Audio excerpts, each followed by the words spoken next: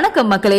Border Gavaskar தொடரோட 4வது test தொடர் Melbourne நகர்ல நடக்க இருக்கக்கூடிய நிலையில இந்திய அணில அடுத்து என்னென்ன மாற்றங்கள் செய்யப்பட்டிருக்கு அப்படின்றத பத்தி தான் இந்த வீடியோல பார்க்க போறோம். இந்தியா மற்றும் ஆஸ்திரேலியா அணிகள் 5 போட்டிகள் கொண்ட பார்டர் கவாஸ்கர் தொடரை விளையாடிட்டு வராங்க.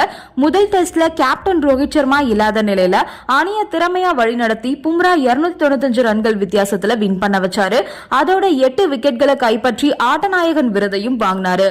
பொதுவா கேப்டன்சி பண்ணும்போது இண்டிவிஜுவல் பெர்ஃபார்மன்ஸ்ல டிஸ்டர்பன்ஸ் வரும், சரியா ஆட முடியாம கூட போகலாம். ஆனா பும்ரா கேப்டன்சியும் திறமையா பண்ணிருக்காரு, இண்டிவிஜுவலாவும் கிரேட் பெர்ஃபார்மன்ஸ் கொடுத்திருக்காரு.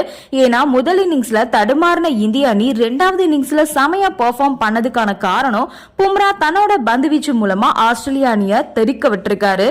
அப்புறம் 2வது டெஸ்டுக்கு ரோஹித் சர்மா என்ட்ரி கொடுத்தாரு. ஒரு கேப்டனாவும் சொதப்பிருக்காரு, பிளேயராவும் சொதப்பிருக்காரு. அதனால ஆஸ்திரேலியா அணி 10 விக்கெட் வித்தியாசத்துல இந்தியாவை வீழ்த்தினாங்க.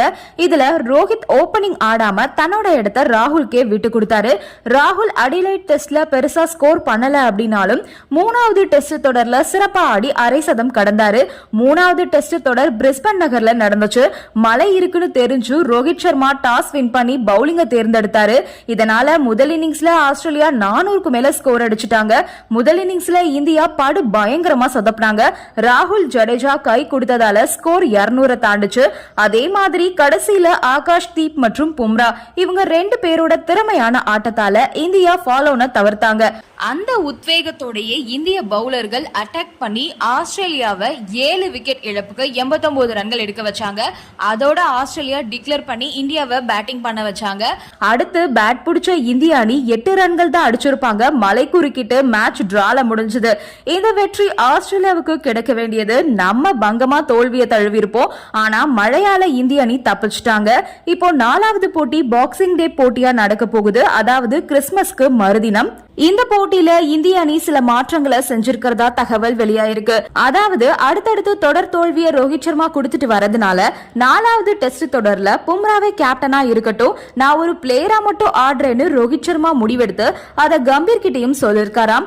ரோஹித் சர்மா மற்றும் கம்பீர் இவங்க 2 பேரும் சேர்ந்து பும்ராவை கேப்டன்சி பண்ண வைக்கலான்னு முடிவெடுத்திருக்கிறதா தகவல் வெளியாயிருக்கு. அதே மாதிரி 3வது டெஸ்ட் தொடர் முடிவடையறதுக்கு முன்னாடியே தமிழக வீரர் அஸ்வின் இன்டர்நேஷனல் கிரிக்கெட்ல இருந்து ஓய்வு முடிவு அறிவிச்சிட்டாரு. தொடரோட பாதியிலேயே அஸ்வின் போயிட்டாரு அப்படின்னு அவர் மேல விமர்சனம் எழுந்தாலும் அடுத்த 2 டெஸ்ட்ல தனக்கு எப்படி வாய்ப்பு கிடைக்காது அப்படின்றத உணர்ந்துதான் அஸ்வின் இப்படி திடீர்னு முடிவெடுத்திருக்காரு. இப்போ அஸ்வின் இல்லாத நிலையில ஸ்பின்னர்களா ஜடேஜா மற்றும் வாஷிங்டன் சுந்தர் இருக்காங்க. இப்போ 4வது டெஸ்ட் போட்டியில வாஷிங்டன் சுந்தர் திரும்பவும் உள்ள வர மாதிரியான ஒரு தகவல் வெளியாயிருக்கு. அதே மாதிரி ஹர்ஷித் ராணாவுக்கும் பிளேயிங் 11ல வாய்ப்பு கொடுக்கலாம் அப்படின்னு சொல்லிருக்காங்க. ஹர்ஷித் ராணா முதல் டெஸ்ட் போட்டியில சிறப்பாவே செயல்பட்டு இருந்தாரு. ஆனா 2வது டெஸ்ட் போட்டியில அவரை ஆஸ்திரேலியா அணி வச்சு செஞ்சுட்டாங்க அப்படின்னு தான் சொல்லணும். அதனால 3வது டெஸ்ட் போட்டியில ஆகாஷ் தீப்க்கு வாய்ப்பு கொடுத்தாங்க. ஆகாஷ் கொடுத்த வாய்ப்பை சிறப்பாவே பயன்படுத்தி இருந்தாரு. பவுலிங் பேட்டிங் 2த்துலயுமே சிறப்பா செயல்பட்டு இருந்தாரு.